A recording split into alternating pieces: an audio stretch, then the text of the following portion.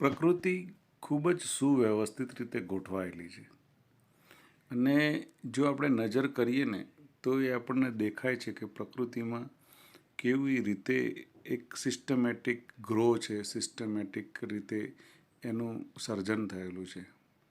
અહીં જે તમને ઝાડ દેખાય છે એ અલગ અલગ લેયરમાં 5-6 લેયર છે.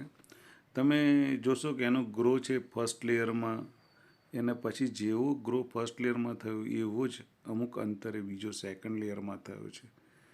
થોડો નાનો છે, પછી એની ઉપર જાઓ તો એનાથી નાનો પણ સેમ એ પ્રકારનો જ ગ્રોથ. અને એમ આ 6 લેયર અત્યારે અહીંયા દેખાય છે અને કદાચ ભવિષ્યમાં મોટું થશે તો લેયરો પણ વધશે.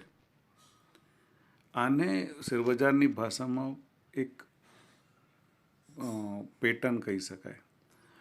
તો પેટર્નનો ઉપયોગ શું અને એના પર વિશ્વાસ કેટલો એ આ ઝાડ પરથી સમજી શકાય છે. જે ગ્રો પહેલા લેયરમાં થયો છે લગભગ ને લગભગ સેકન્ડ લેયરમાં એનું અનુકરણ થાય છે.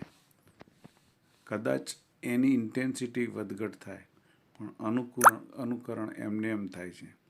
આ વેવ્સ જે બતાવે છે એ આ પદ્ધતિ બતાવે છે. તો જો શેરબજાર પણ એક પ્રાકૃતિક રીતે વર્તન કરતું હોય તો એની પણ પેટર્ન પર આપણે વિશ્વાસ આ ઝાડની જેમ રાખી શકીએ. અશ્વિન શાહ, જય શ્રી કૃષ્ણ.